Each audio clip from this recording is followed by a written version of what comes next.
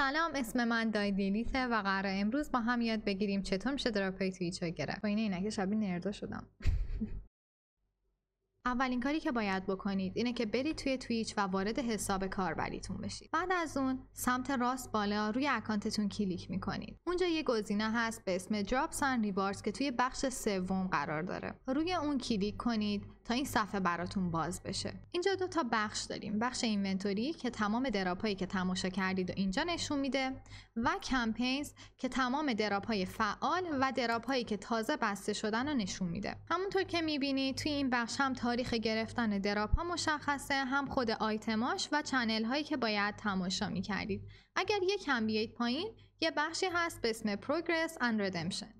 خط اول نوشته Use Drop Inventory Page to Monitor Rewards, Progress and Status. داره میگه اگر به بخش دراپ و اینونتوری برید اونجا بهتون میگه که چند درصد از این دراپ رو تماشا کردید و چقدر دیگه باید ببینید تا بتونید دراپ رو کامل بگیرید. خط دوم نوشته Rewards can only be earned on one stream at a time. یعنی شما در آن واحد فقط یک استریم میتونید ببینید که دراپ داره. اگر چند تا استریم که دراپ داره رو ببینید ممکنه یکیش حساب نشه یا از هر کدوم یه ذره حساب بشه.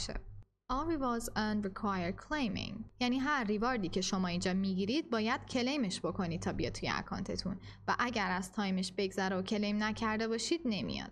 و خط بعدی گفته Connect Twitch account with the account for Tom Clancy Rainbow Six Siege to receive the reward. یعنی شما باید اکانت توییچتون رو لینک بکنید به اون اکانتی که رینبو سیکس سیج رو روش دارید. یعنی همون اکانت یوبی سافتتون. خب اول از همه پس بریم اکانتمون رو لینک کنیم. اما چطوری؟ کاری که باید بکنید اینه که وارد اکانت یوبی سافتتون بشید. بعد از اینکه وارد اکانتتون شدید دوباره برمیگردید توی توییچ و این بار روی کلمه بنفشنگ کانکت کلیک میکنید. شما الان مستقیما به سایت یوبی سافت رفتید و اونجا میتونید اینونتوری تمام آیتمایی که مربوط به یوبی سافت میشه رو ببینید.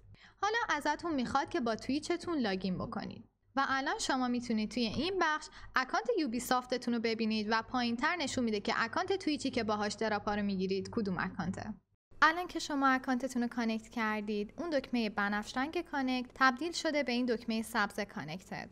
از این به بعد هر استریمی ببینید دراپش یه راست میاد توی اکانتتون. البته ممکنه یکم طول بکشه و بلا فاصله نمیاد. امیدوارم این آموزش به کارت بیاد. بای بای.